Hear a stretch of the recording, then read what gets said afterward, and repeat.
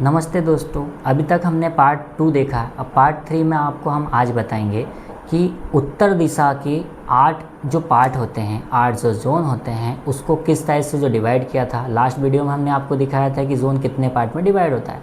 आज हम देखेंगे कि जो पार्ट नॉर्थ के होते हैं, जो उत्तर दिशा के 8 पार्ट हैं, उसको अलग अलग संक्षेप में समझेंगे।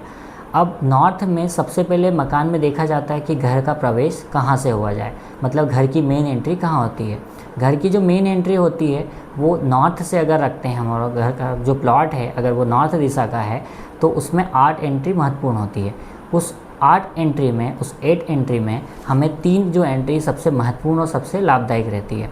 अब उत्तर दिशा की जो संभावित प्रवेश द्वारों की स्थिति जो है उसमें सबसे प्रभाव क्या पड़ता है। सबसे पहले बात करते हैं N1 की। अगर आपकी घर की जो दिशा है, घर का जो मेन गेट है, अगर आपका N1 में होता है तो आप अपने जो शत्रु हैं उससे काफ़ी परेशान रहते हैं। हो सकता है कि आपके ऊपर कोई जानलेवा हमला भी हो सकता है। बात करें अपन N2 की। अगर N2 में अगर आपका घर का प्रवेश द्वार होता है तो आप निश्चित ही आपके जो दुश्मन हैं वो आपसे कहीं ना कहीं ईर्ष्या करेंगे, सीधी सी बात है।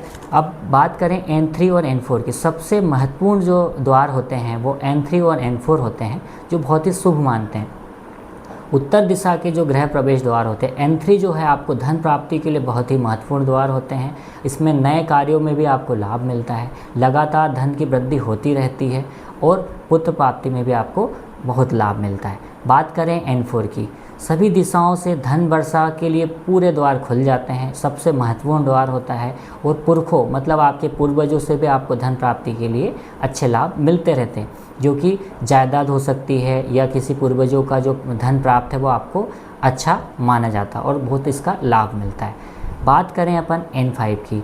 N5 का जो कारण है, धार्मिक स्वभाव बनने से के कारण जीवन में आने वाले बढ़ने के जोश शांत हो जाता है। इसका मतलब ये है कि अगर आप कोई भी धन प्राप्ति के लिए कोई काम कर रहे हैं या जीवन में आगे बढ़ने के लिए कोई काम कर रहे हैं तो आपका इंटरेस्ट पूरा कम हो जाएगा।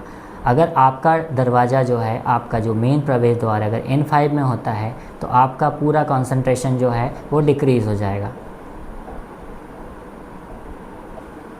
अगर आपकी एंट्री अगर N6 में होती है तो आपको कहीं ना कहीं लोगों के साथ जो परामर्श करने में दिक्कत आ रही होगी, या फिर लोगों के साथ आपका जो व्यवहार हो विचित्र टाइप का व्यवहार होगा। अगर आप लोगों से मिलना भी चाहोगे तो आपका जो व्यवहार है लोग आपसे पसंद नहीं करेंगे।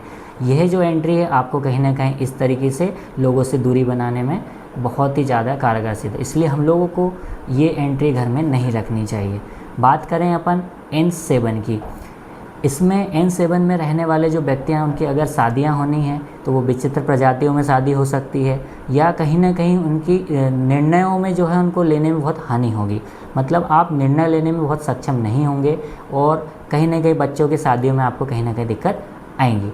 बात करें अपन N8 की। इस नॉर्थ की दिशा में एक तीसरा पार्ट होता है N8। यहाँ पे भी आप गृह का प्रवेश रख सकते हो, घर का मेन द्वार रख सकते हो। ये भी एक बचत का कॉर्नर होता है, बचत की एक दिशा होती है। और यहाँ पर अगर आप गेट रखते हो तो कहीं ना कहीं आपकी श्रद्धा और भक्ति जो है ईश्वरीय क्षेत्र में बहुत अच्छी होती है। तो दोस्तों अपन ने देखा है कि आज नॉर्थ या उत्तर दिशा के 8 जो जोन हैं वो किस टाइप से डिवाइड करते हैं, और हम लोगों ने उसमें गृह प्रवेश में कौन सा जो एंगल है, कौन सा जोन है जो आपके बहुत महत्वपूर्ण है और कौन सा डिक्रीजिंग में।